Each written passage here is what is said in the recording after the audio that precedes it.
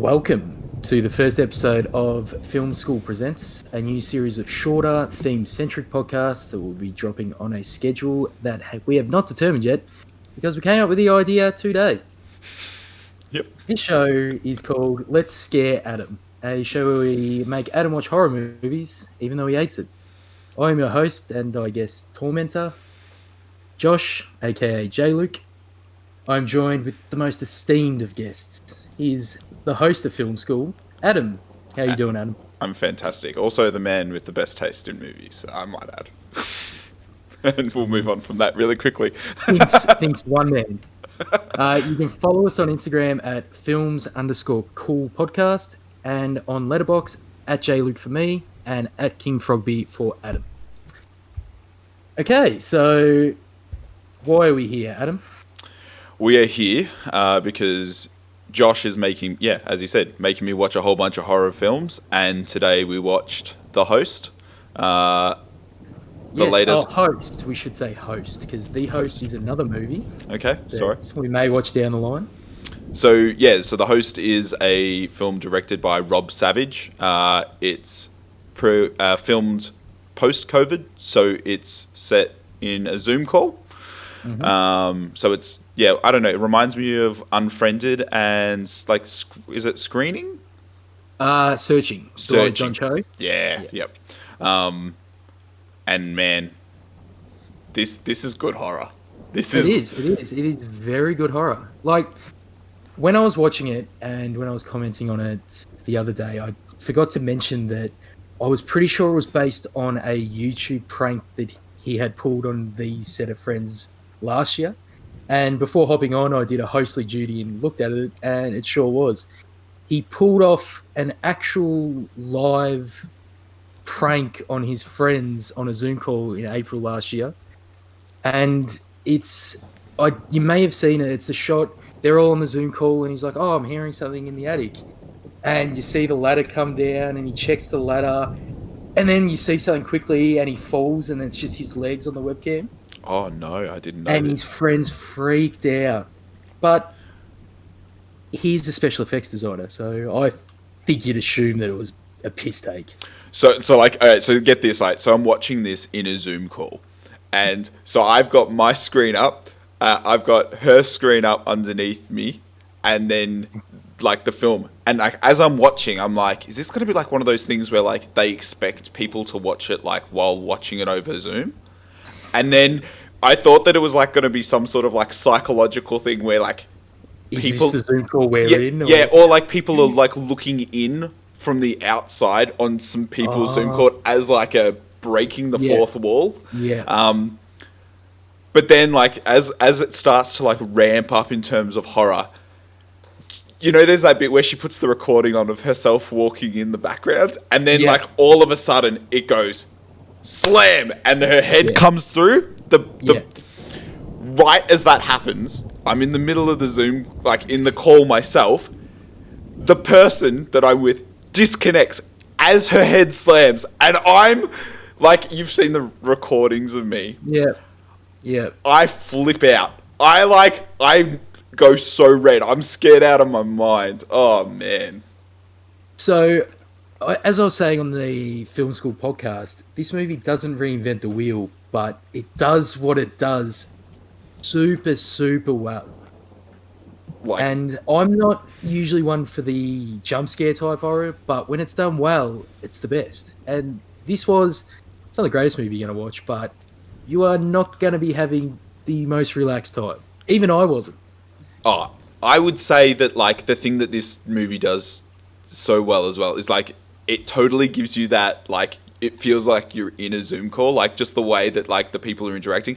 And then to make it just maybe the best horror film ever, it's 56 minutes. Perfect runtime. And I haven't personally done a Zoom call, but is that a thing? Is it an hour limit on a Zoom call? The free version's an hour limit. Yeah. So imagine that. You put this on, you're in a Zoom call, and you have the exact right amount of time to get it finished. It was phenomenal. I think that the bit at the end as well, this is obviously going into spoiler territory, but when you can see that counter going down in the top left, what a great little, because You That's do, you you do. know it's coming. That's the part that disappointed me a little bit. The last jump scare. I didn't. Have you seen Paranormal Activity? That's a No, I question. haven't. So the original Paranormal Activity, or at least the cut I saw, ended with almost the exact same jump scare. Ah, okay. And when I was thinking about this, like obviously this whole genre sort of bites off the found footage, Blair Witch style. But it's more reminiscent of the like fixed camera found footage that we saw in Paranormal Activity. So when I was thinking it over, I saw the comparisons, and I'm like, you didn't need that last jump scare. Just cut it to black, and then you don't know that anything's happened That would have been pretty good as well. Like because super you're suspense. anticipating the jump scare, so you've already done the work. Like I'm already feeling it, and because I know it's coming when it comes, I was just like, all right, I suppose that's what we're expecting. But if it didn't come, I would have been like, Do nice you movie, do you know what the nice. budget of this film was? It would have been super low. I'll see if I can find it quickly. Because like I But think the only like there was like one or two supernatural bits like at the very end, but like for the most part, I love how they just did sort of random, slightly creepy things just to make it stay in that realm of supernatural. Like the floating mask, for example. oh, like yeah, the filter, and then like where she's Yeah, like putting the she's like throwing the salt, yeah. and And then the even the foot. lighting effects. Oh, yeah, Like I found the lighting effects on the bit at the start where the medium is sort of telling them about the light they see in the background of one of the people. yeah, And I kept looking at this. I kept looking at this like speck. candlelight. Yeah, and I was like, "Is that moving naturally? Like, is this actually?" Nah, they did a very good job. And I think one of the things that added to it is that this actually was the same group of friends in the cast um, that he did the prank with. I will also say the because it's like shot through Zoom, they really use like artifacting of like video, like Yep.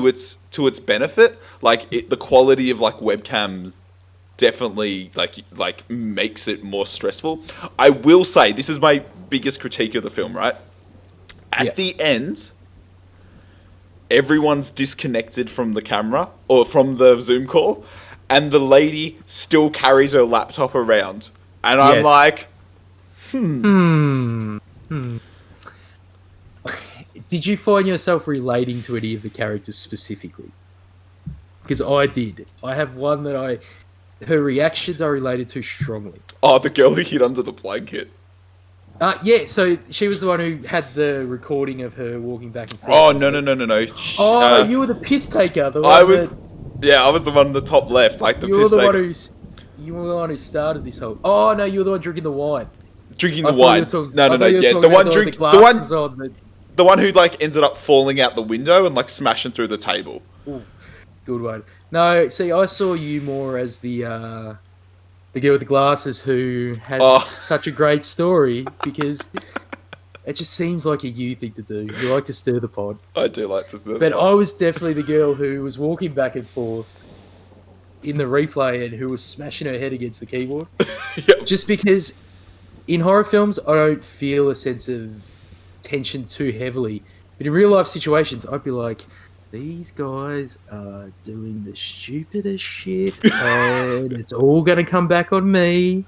And she doesn't say anything the whole time. And ironically, she's the first person something happens to.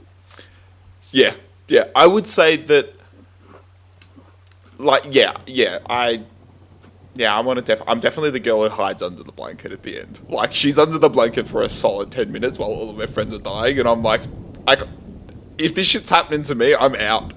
Well, what I'm, about the luckiest guy in the whole thing? Is the guy who just went and got laid, came back, then dies. yeah, I know, right? He's like, oh, this is a joke that's happening. Oh, no. Everyone's dead, and I've just popped in for the last 2 minutes to get killed. Yeah, and the poor bastard just lit the candle. Then his missus comes in and goes, "Hey, let's fuck off." And he's like, I'm Let- trying to take this seriously. My friends are going to be angry at me. And then he's just like, all right, nah, fuck it.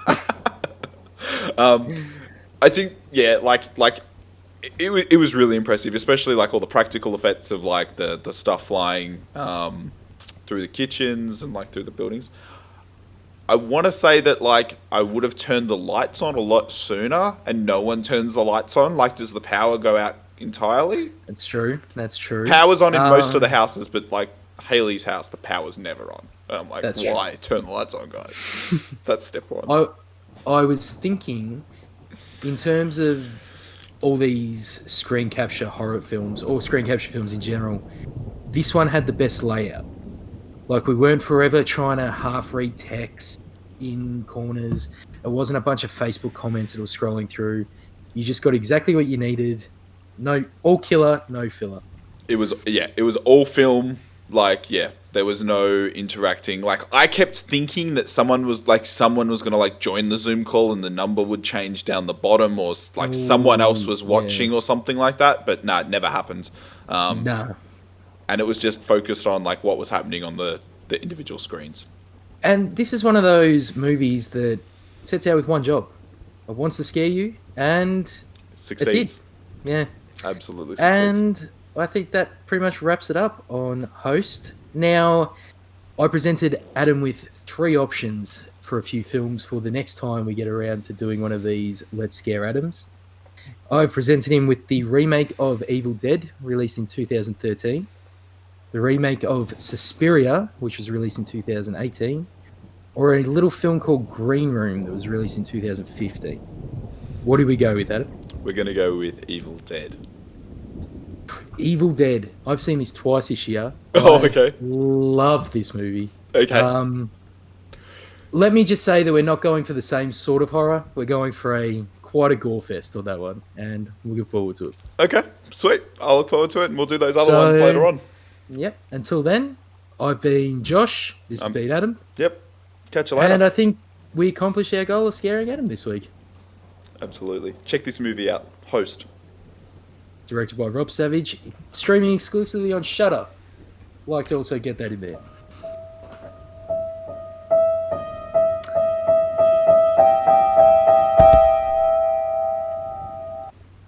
So every Wednesday, a podcast called Films Cool Podcast goes live, where we talk about all the movies that we have watched throughout the week. Plus, we also have a big topic. This week's big topic is the movie Showgirls.